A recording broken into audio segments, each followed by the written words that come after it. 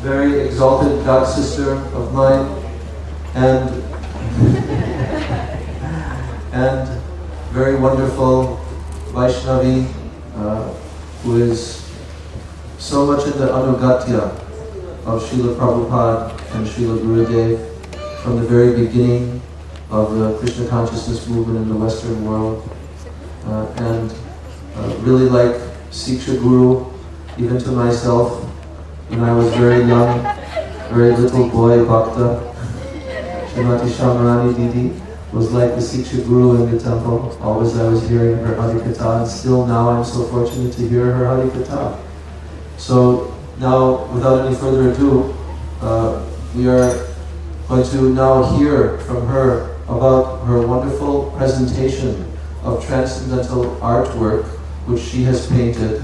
She's a very famous artist, disciple of Srila Prabhupada, and she has produced wonderful transcendental paintings by their instructions throughout her devotional life. And you see some of them displayed here. She is going to give a narration about the history of how these paintings came to be and how gradually Srila Prabhupada educated her from her very beginning days when her art was somewhat amateurish to what you see now, the perfection of art, revealing the transcendental pastimes of Radha and Krishna. So now we can hear this wonderful exposition by Srimati Syamarani didi. Hare.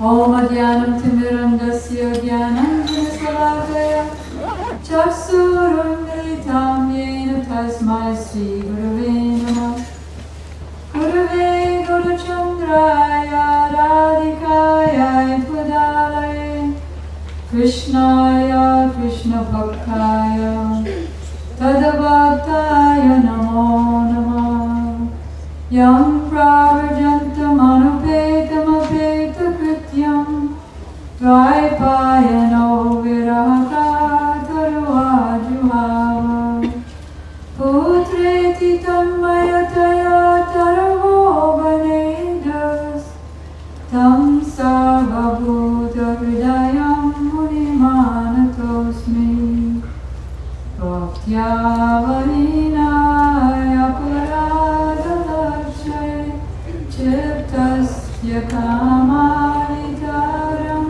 Gamalye Kripamaitam Sharanam Prapadyam Vrinde Namaste Charanaravindam Tavaivasmi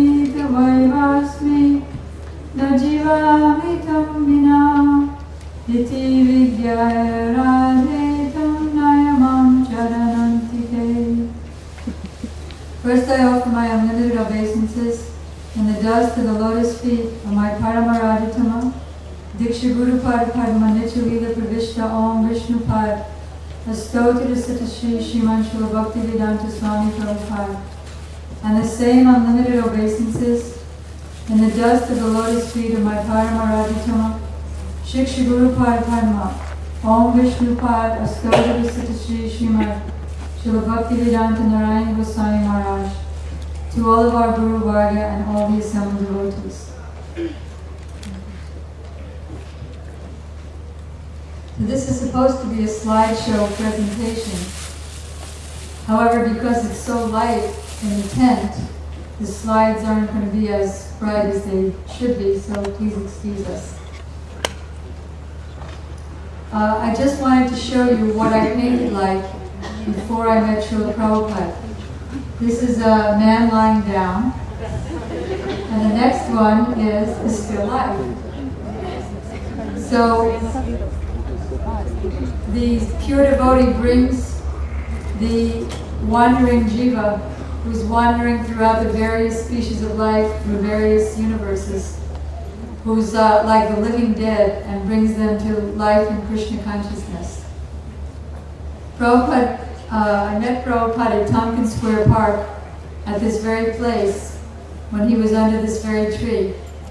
And he would be holding kirtan and then giving a little talk about Krishna consciousness, telling everybody that there's no cost, no one will tax you, no one will check you, and the gain, there's no loss and the gain is terrific.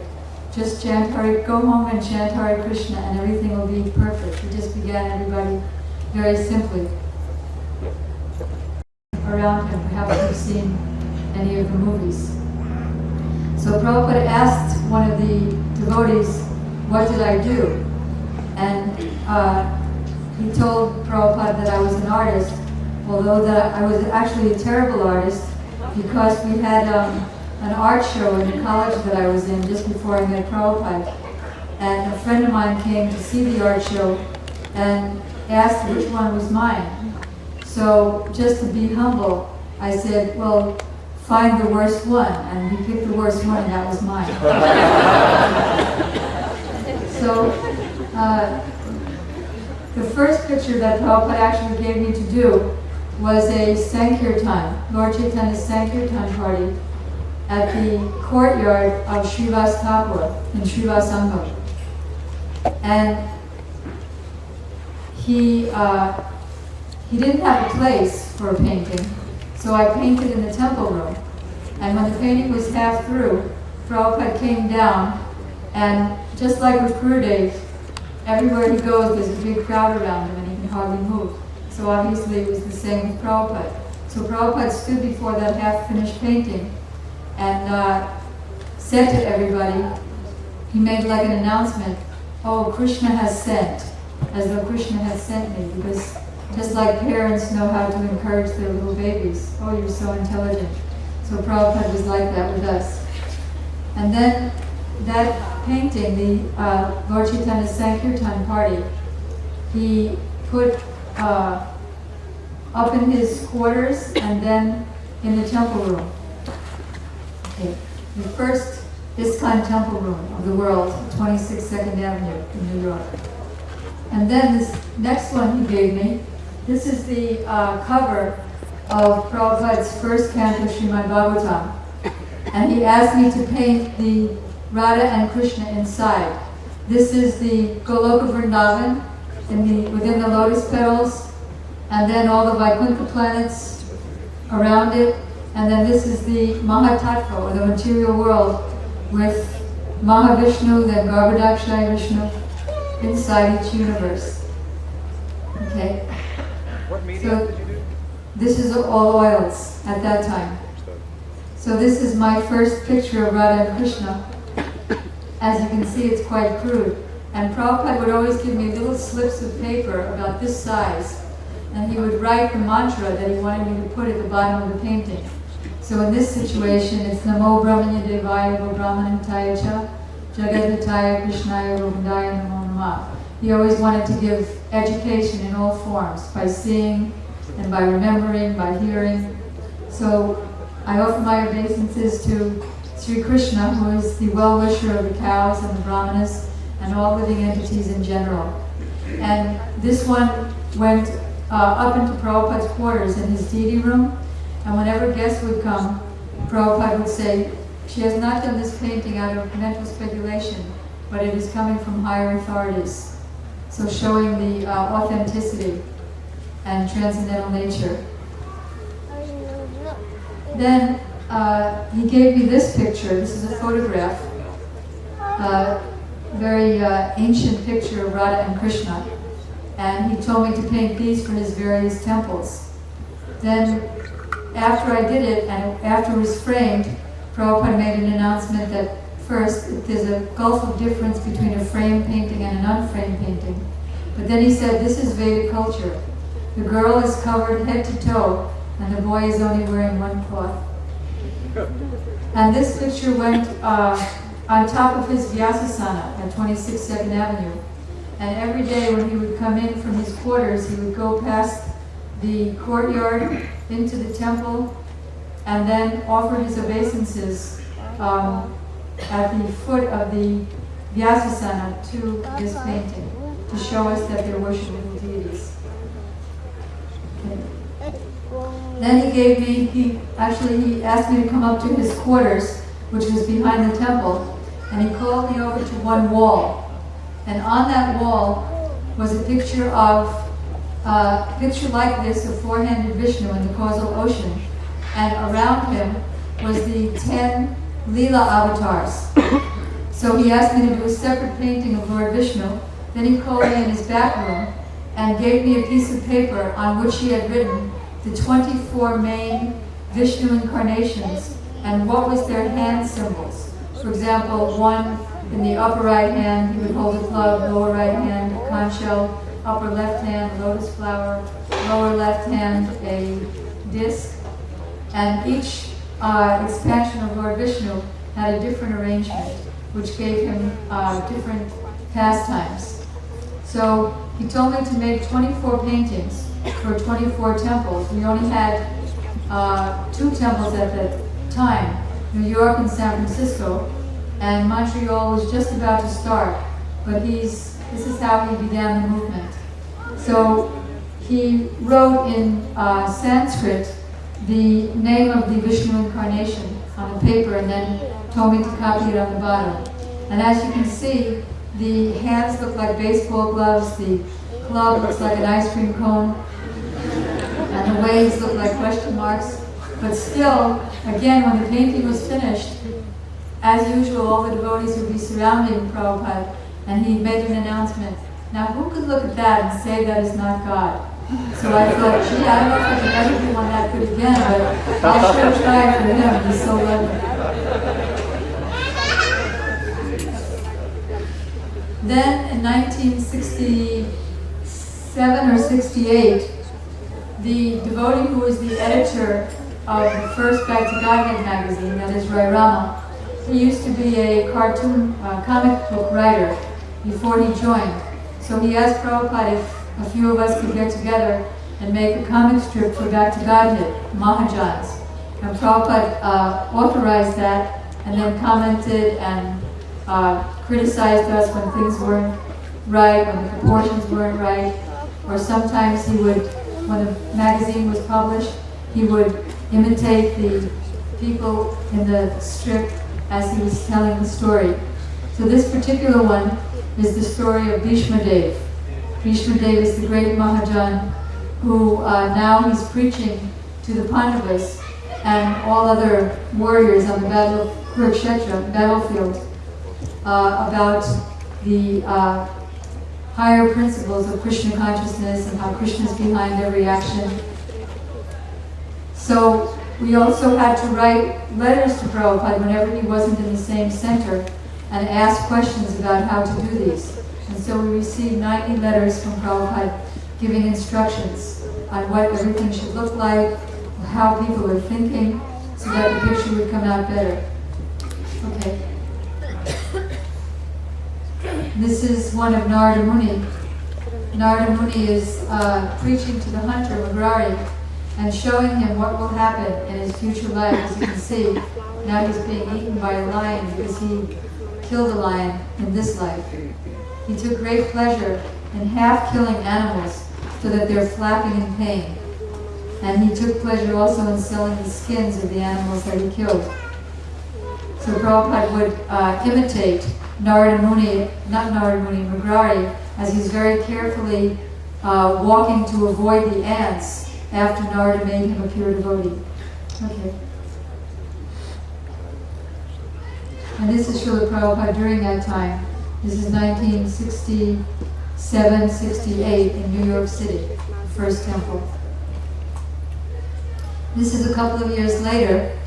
In 1969, when Prabhupada wanted to accelerate the publishing of his books, he ordered different disciples who had various talents.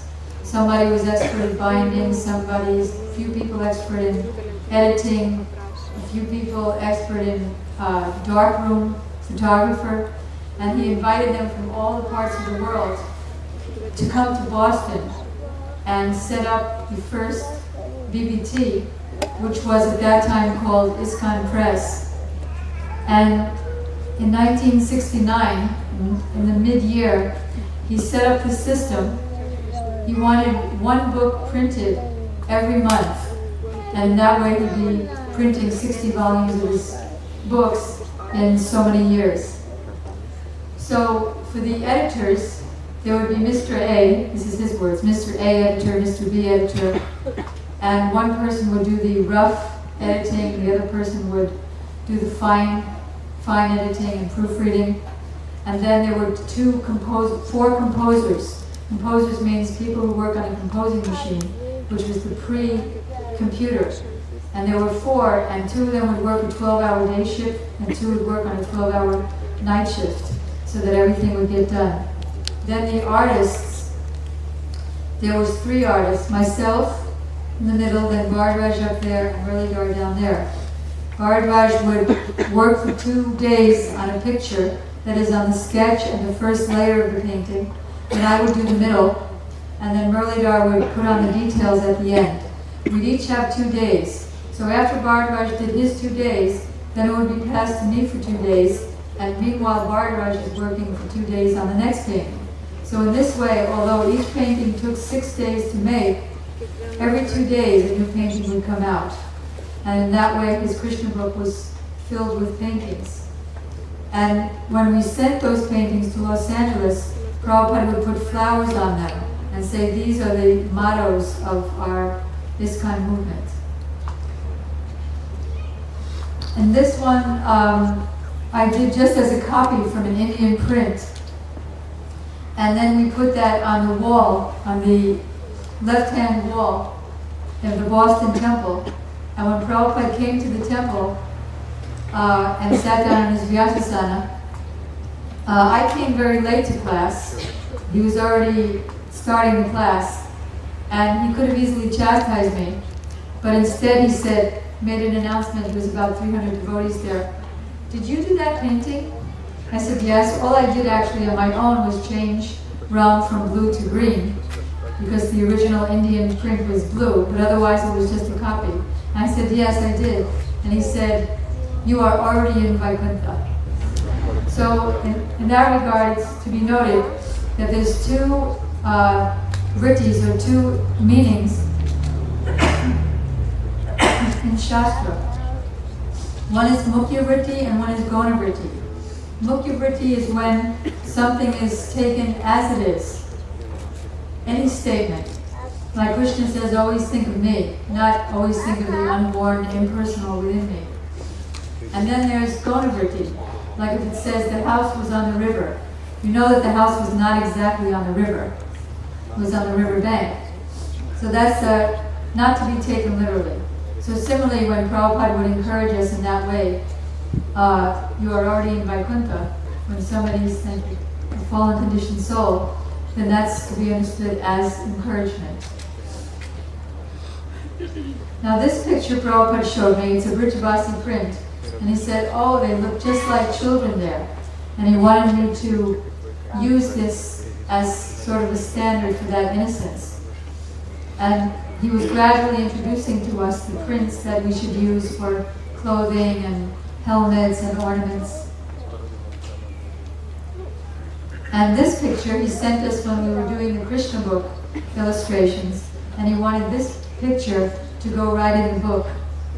This is a pastime of Radha and Krishna.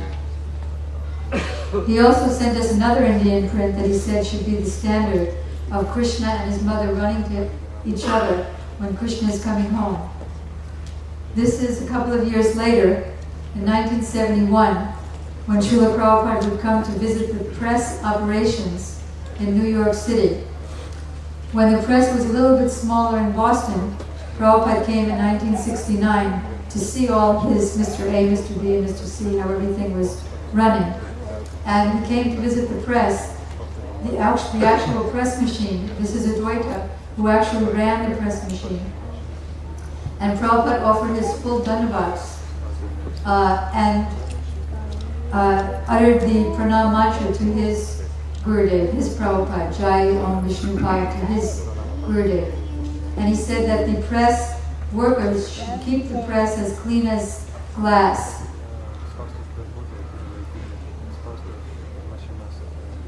And he said, this press is my heart. And then the devotees called out, no, this press is the heart of ISKCON. And then the devotees called out, you're the heart of ISKCON, Prabhupada. And then Prabhupada said, yes, but the press is my heart.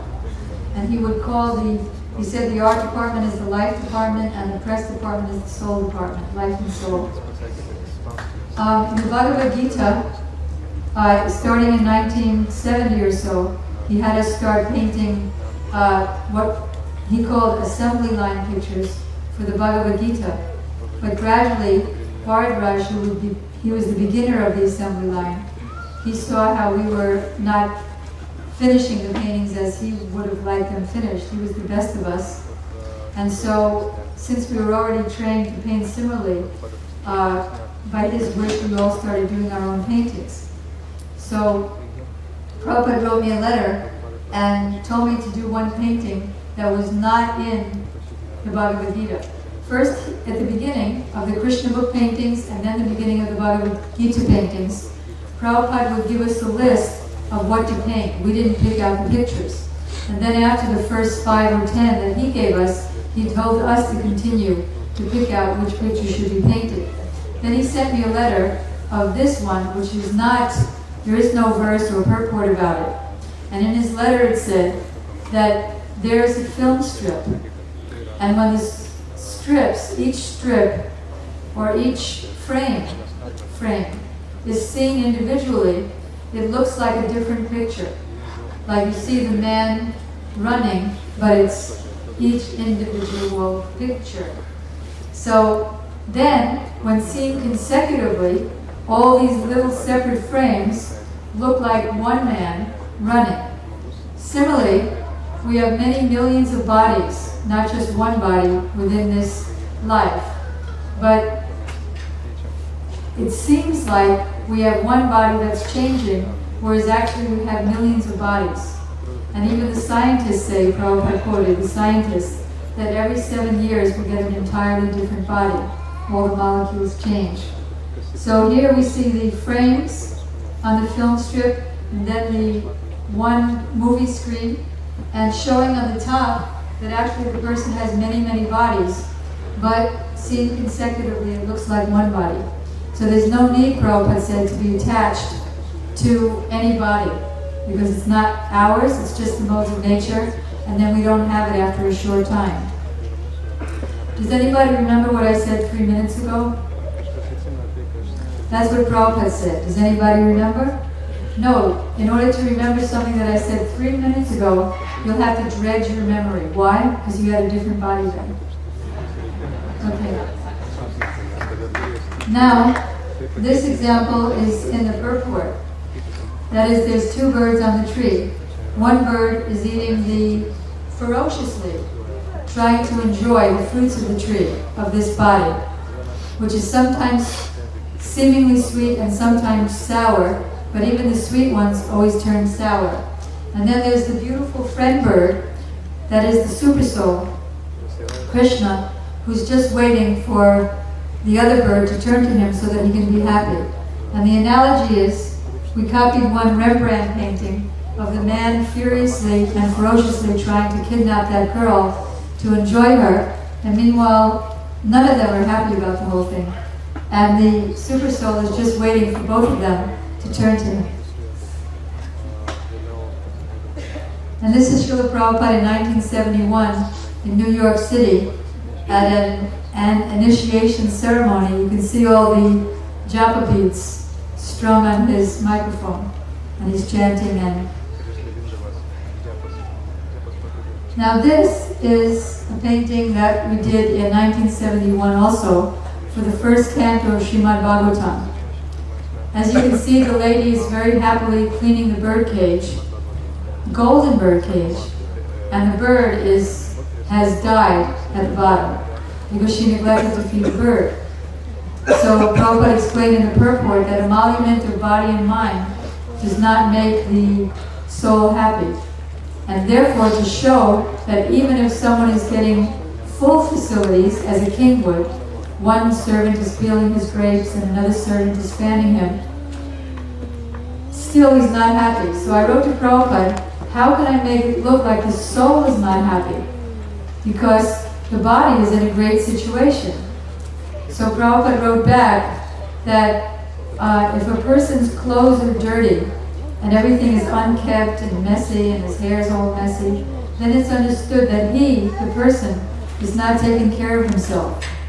So if you just show some anguish on the king's face, then it will be understood that the soul is not happy within. So Prabhupada directed us all throughout on all the paintings. Okay. And when he didn't direct us on the paintings, sometimes when we would do a painting and it was outside the parampara, like for example, in the Krishna book and Nectar of Devotion, it says that when Krishna was young, he looked like, his hair was so long that he looked like he was being embraced by the goddess of fortune, Lakshmi. And in another place it said that when Krishna and the gopis were engaged in Rasa Lila, everything became loosened. Their hair became loosened, their dresses became loosened. So I did a painting for the third canto of Rasa Lila where everybody's hair was all long and loosened, and Krishna's was also long and loosened. And when Prabhupada saw that picture in the third canto, he said, this should be ripped out of every one of my books. This looks like a hippie plaything. And it was done by a hippie. Another time, like there were, that picture where you saw Prabhupada at the press in New York, that's when we had gigantic press machines in Brooklyn. And in Boston, they were a little smaller. And the very first press machine that we had at 26th Avenue cost about $250. And it was, say, from the end of this microphone here to about 1 foot after the microphone stand. It was very, very small. And Prabhupada told Gautamuni to run the press, and it was one of these. And that's how the original Back to Godhead magazines came out. So Rai Rama, who was the first editor of Back to Godhead magazine, told me to do a stencil drawing. In those days you can only do stencil, that is sort of like a carving, because then you put it in the press and then the ink presses it in a certain way that it comes out. There was no offset printing in those days. So he told me to do a stencil drawing of Krishna stealing the garments of the young gopis, and they're all standing naked in the river. And then Rai Rama took a description out of one Gita Govinda story and commentary published by, who was that? I forget the name of the publishers, but they were kind of Mayavadi publishers. And so the commentary said, this story shows that everyone is the wife of Krishna, and that everyone must stand naked before the Lord. So Rai Rama printed that in the Back to Godhead. And before it was collated, Rai Rama sent or brought the pre-published pages to Prabhupada in San Francisco. And we were in Montreal just about to collate it. And then Prabhupada wrote a letter that if you haven't already, I think you haven't already collated the magazines, so you should rip out this picture and rip out this commentary. Because I've come to the West just to stop this Mayavadi nonsense of philosophy, and you're putting it in my Back to Godhead. So we were very fortunate to have Prabhupada's direction. Okay, then this is Bhishma Dev lying on the battlefield of Kurukshetra with the arrows coming in his chest and also lying on the bed of arrows. And we showed the half-finished painting to Prabhupada in 1970 when he was visiting the temple in Boston. And Prabhupada was showing the history, telling the devotees the history, that I couldn't paint at all when I first started, but by Shravanam Kirtanam Visnu, the talent started coming out. And he said, we should all fan anybody's, not only talent in Krishna consciousness, but whatever little bit of Krishna consciousness. Prabhupada was showing the painting, and telling this at the same time. That if anybody has even a spark of Krishna conscious desire, no matter what the person's bad habits and bad motives and bad anything, we should fan that spark. And he told a story in that connection of one thief who was coming to one village in India, like Vrindavan, where the teacher was telling the story about how Krishna's mother would dress him, Mother Yasoda would dress him in valuable ornaments, jewels, a crown, and send him off for cow herding in the forest. So one thief was passing by the Bhagavatam class, and he heard that, and he thought, oh wow, I should get some of those jewels. So he set out immediately to the forest to look for Krishna. And he was sincerely looking. So Krishna appeared to him, and the thief saw Krishna and said, oh, what a cute, beautiful little boy you are. Why don't you let me see some of those jewels? And Krishna said, no, Mother Yasoda wouldn't like it. And they were arguing back and forth like that. The thief was trying to flatter Krishna, and Krishna was just being sweet. And just by association with Krishna, that thief fell on the floor and surrendered and became a devotee. So Prabhupada is saying in that connection that if anything is there, then fan that spark. Just like Putana came to kill Krishna, and Krishna just took it on the bright side that, oh, she is coming as mother, and he accepted her as mother, and then after he killed her, she became like a nurse in Golok. Not Golok Vrindavan, but Golok. Okay. This is Krishna when he's accepting the 16,000 princesses. And this one is for teachings of Lord Chaitanya. Prabhupada told us exactly what proportions to make the paintings, what proportion the book should be in, that is 6 by 9. And when I was doing this painting, this is Brahma came to see, Lord Brahma came to see Krishna in Dwarka. And Krishna's doorman asked Brahma, Brahma said, tell Krishna that Lord Brahma is here. He said, okay, which Brahma is it? Krishna's asking, which Brahma has come? And Brahma said, which Brahma? Are there other Brahmas? Okay, tell him the four-headed Brahma, who's the son of the four Kumaras, has come. But he was thinking, what do you mean, which Brahma? So then later the doorman said, you can come in. And then Brahma asked Krishna, why did you ask which Brahma? Are there others? And immediately Krishna called for millions of different Brahmas from millions of different universes. Some with 100 heads, some with 1,000 heads, some with 1,000,000 heads, and with many arms. Many arms, I'm not sure, but many heads. And if you look closely, you can see our Brahma, closer? Our Brahma right there at the foot of Krishna, like a little mosquito, because Brahma felt like a mosquito or an ant in the midst of elephants. So I asked Prabhupada, how can I make these, 20 heads, 100 heads, 1,000 heads? And Prabhupada said, just do whatever is as palatable as you can make it, because it cannot actually be seen by earthlings. Okay. What size does that make? I don't exactly remember. My remembrance says around 24 by 36. And this is done for Prabhupada's 10th canto. Prabhupada remained in his manifest form until the third little volume of the first canto. First there was a fat volume, and then another smaller volume of the 10th canto was published. And then he became Antaryami. He became still here. That's one thing that first attracted me about Srila Gurudeva, is that he told us that Prabhupada did not leave, but he's still here watching and helping, just like Krishna didn't disappear from the Rasa Leela, but he was there hiding in the kunja just to see the moods of the gopis and then giving them his darshan after. Okay, so this is Krishna's birth ceremony, and this is another sort of assembly line painting of Mother Yasoda chasing Krishna when he broke the butter pot and shared the butter with all the monkeys. And this is the prelude picture to Damodar Bandhan Leela.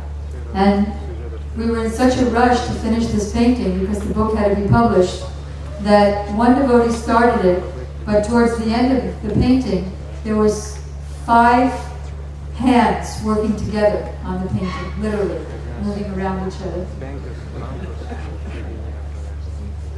This also was done by a few devotees. Krishna revealing his universal form to Mother Yasoda. And this also 10th canto, Krishna first appearing as Lord Vishnu, and then in the prison house of Kamsa, and then transforming into a baby, and then Vasudeva carrying Krishna across the Jamuna River to Jashoda. This is an 11th canto painting of Markandeya Rishi, who's chanting his mala and absorbed in meditation on the Lord. And just behind him is, you can see two, what do you call it?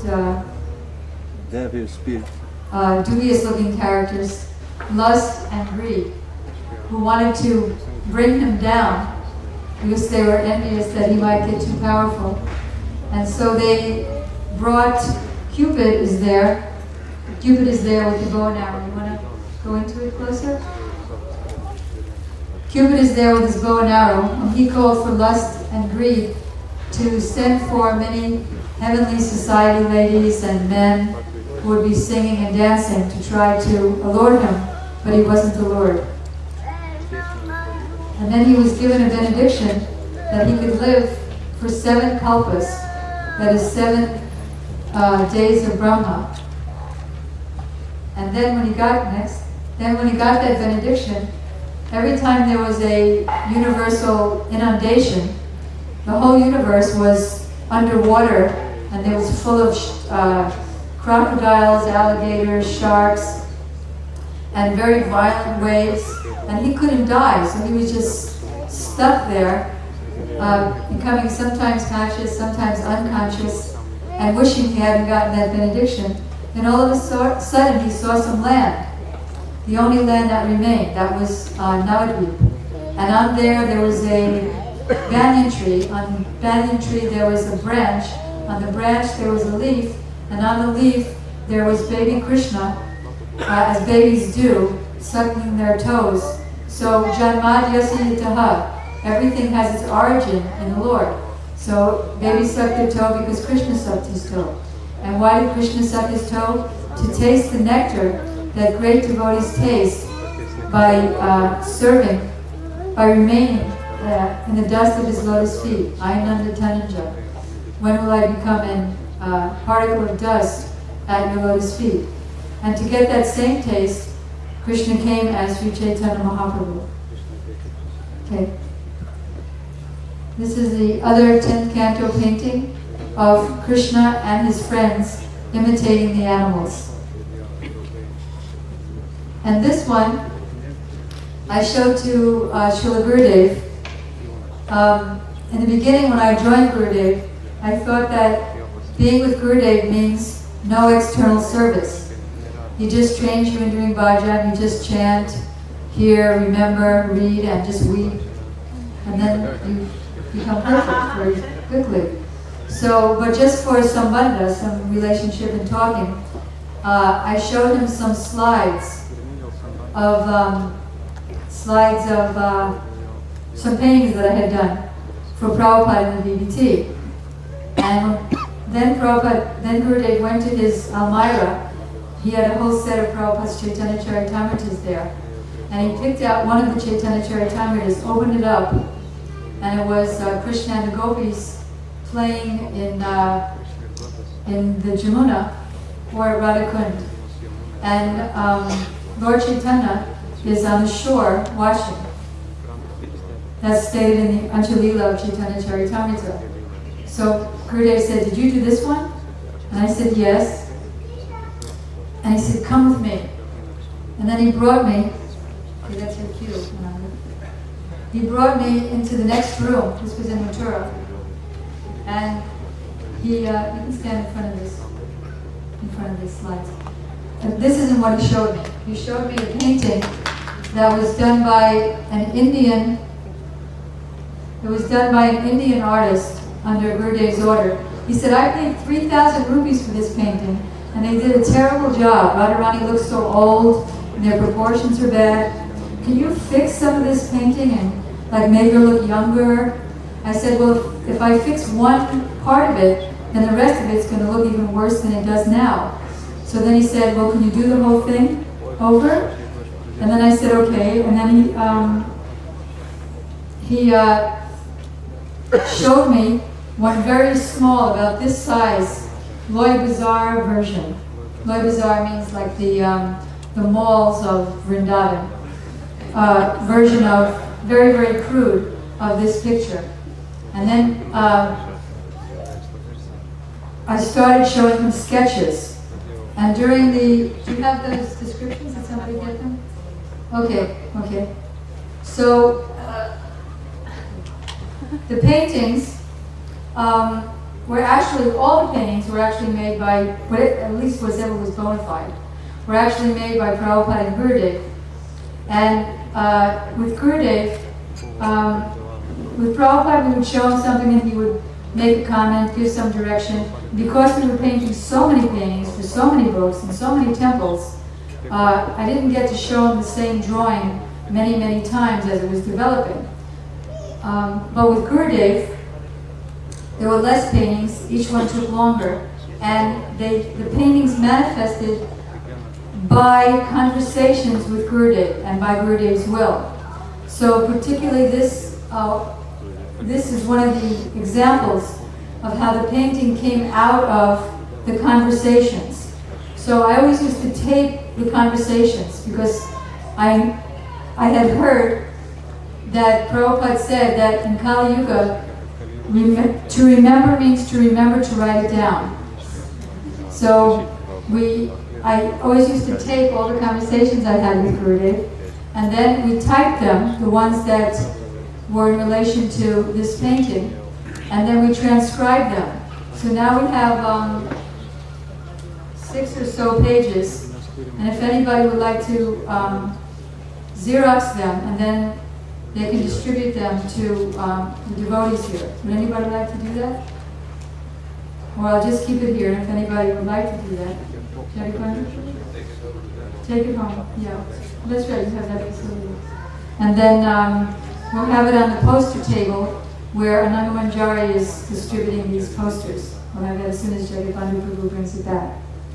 Now, where are we? So, in the beginning, Prabhupada said, can you paint my heart? And then that's when he showed me the Indians version. And then when we were showing him the drawings, he kept saying, no, she looks too old, she looks too this.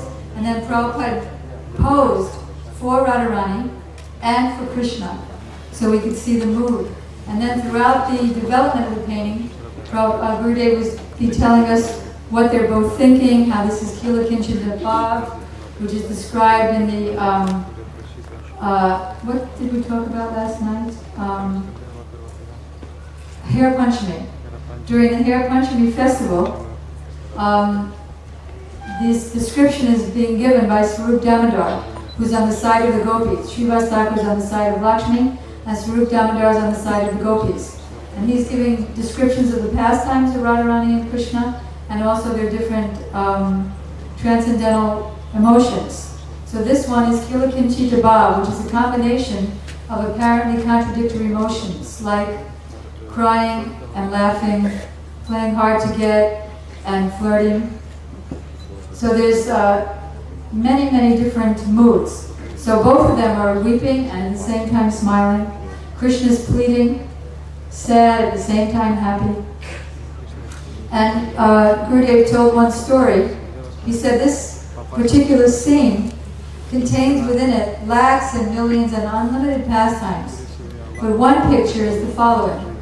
That is, Krishna was concerned that Radharani was being too submissive. And he said, this doesn't give her as much pleasure or me as much pleasure.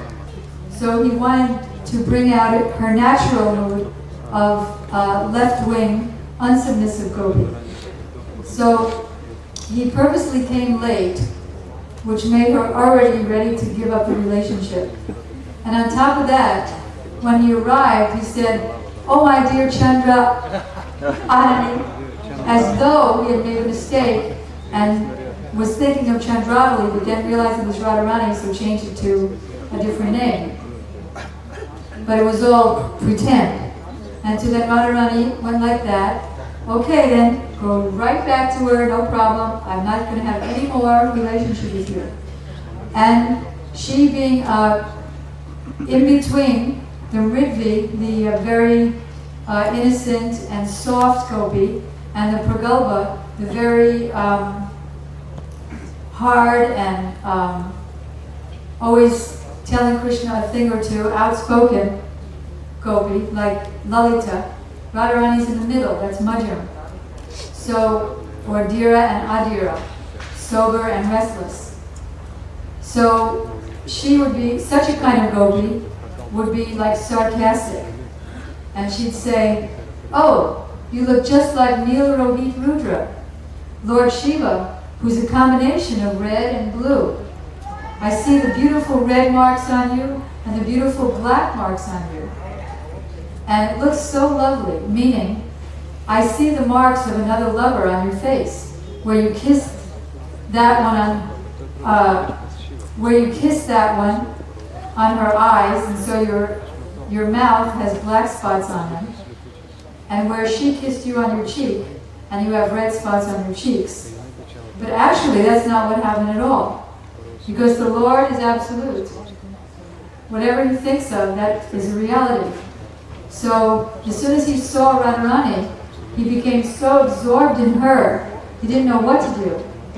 Should I embrace her, kiss her eye? What should I do? And he became so absorbed in her eyes and her lips that she became on him. Because Radha and Krishna are one anyway, aren't they? So, in this way, she's saying, I'm not having anything to do with you, and he's begging. And Gurudev posed, and Gurudev said the flute should look a little bit sad. Now, usually, Gurudev says, don't put any emotions.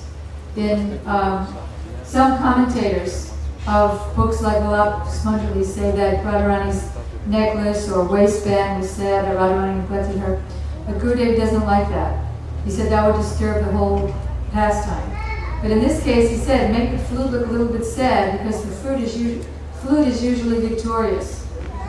But in this case, Krishna is saying, look, I'm surrendering my dearmost thing, my flute, at your lotus feet. Can't you see that I'm sincere? What else can I do to show you? So please, I'm suffering so much in your separation.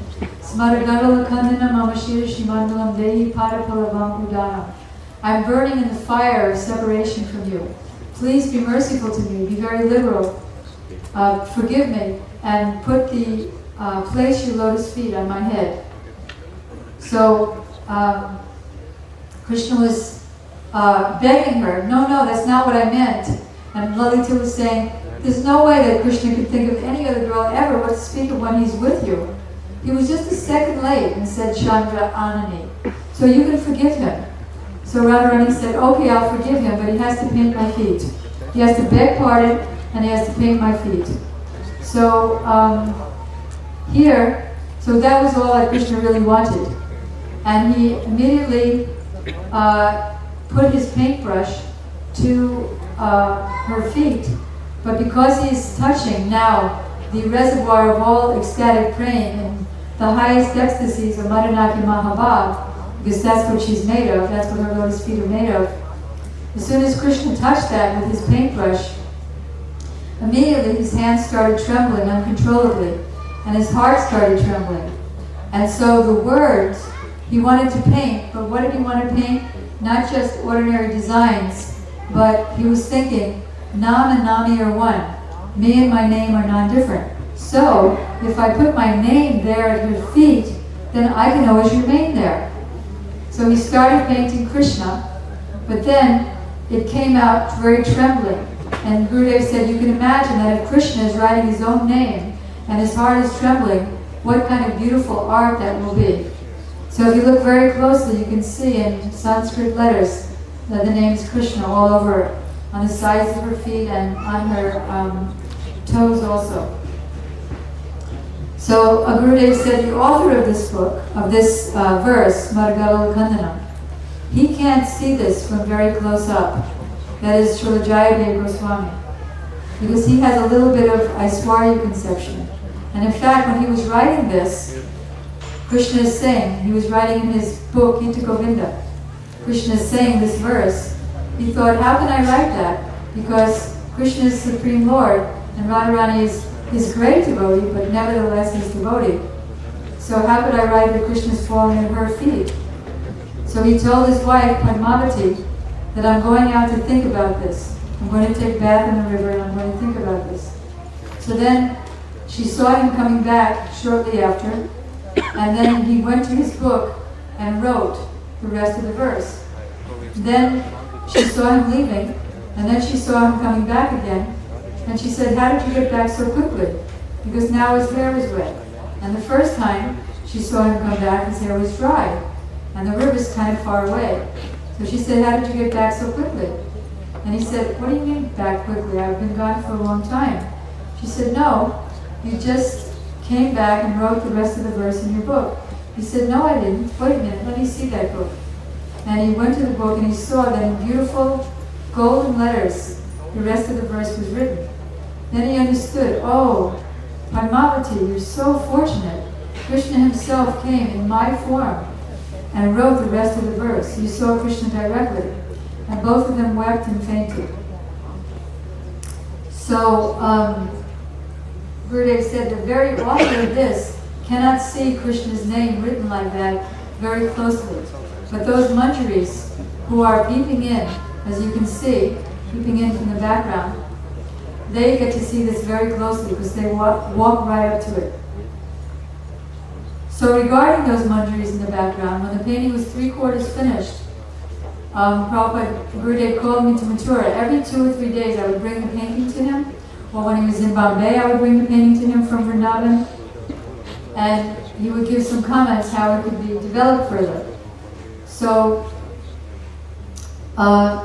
when the painting was 3/4 finished, he said, now I want you to put something in the background, like shadows, wherever you have room, little manjaris looking in, and experiencing the same moods, similar moods to Srimati Radhika's moods.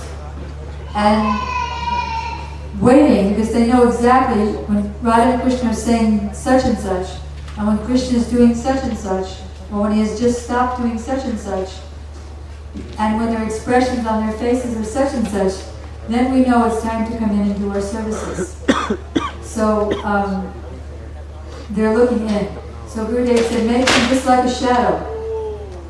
Not too many, and so that it's very comfortably put in. So as soon as the manjaris were in, the painting was being impossible for me to get done. It was already 4.5 months down the line, and it still wasn't looking like the actual scene. It was still looking like the paintings. But as soon as the manjaris were in, which shows that you can get Radha's and Krishna's mercy and entrance into the Kund, as we read yesterday morning, only with the help of the manjaris. So, because I want to go on to other paintings, we'll stop the discussion of this painting here, except to let you know that when the painting is finished, Prabhupada Gurudev wanted us to put it on the floor above the deities at Rup Sanatan Gaudiya Mutt, Gurudev's big temple in Vrindavan.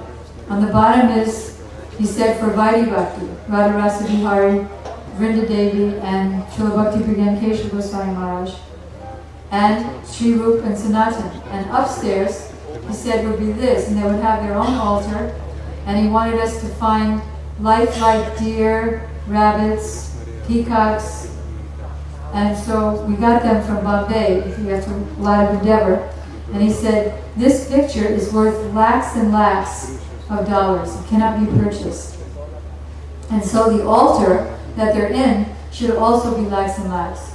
So some devotees bought those, like here, artificial flowers and made creepers and streams and forests, and they put bracelets and perfumes there and little birds. We got birds, and therefore it's the Raganuga altar. And then Gurudev installed this as a deity with Arti, Pranapratista ceremony, kirtan, about 8 or so, 9, 10 years ago. Okay. The original size is about 3 feet by 4 feet. About. or maybe even 5 feet. I don't remember exactly. And so these posters are available through Ananga Manjari at that table. And if anybody would like to get lots of them for wholesale to distribute in your countries or cities where they wouldn't ordinarily be available, you can do so too. She's very merciful. Yes, you had a question, Sudhira? So people can worship this like a deity? And well, Gurudev worships this as a deity, and every time he comes to Rup Sanatan, he does arti there. And there in Rup Sanatan Gaudiya Math, they have 6 artis a day or something like that. They put them to rest, they wake them up in the morning, they have Mangal Arti and other bhajans to them. Okay. Back to the slides, or we finish this? Oh, blind ones. Loud? Sorry, this painting you've changed the face something? Oh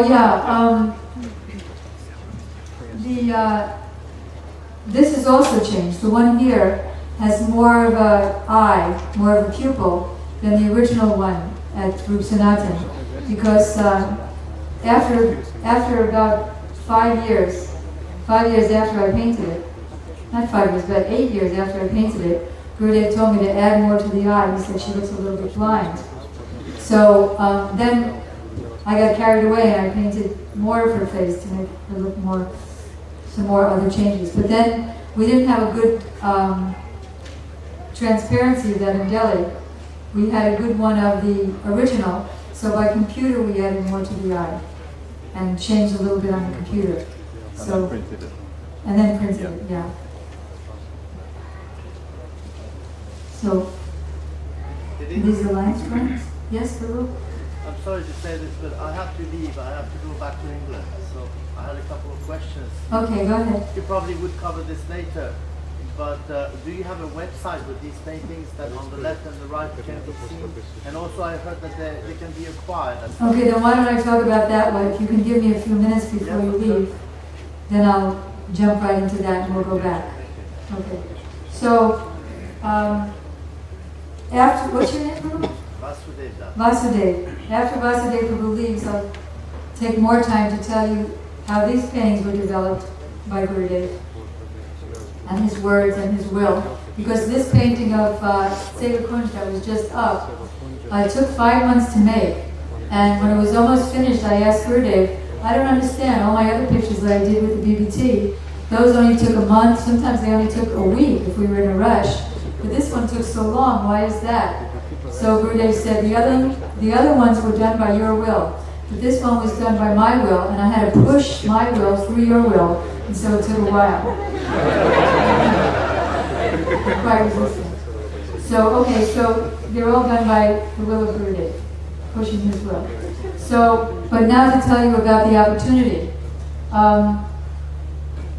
There is a website called bhaktiart.com.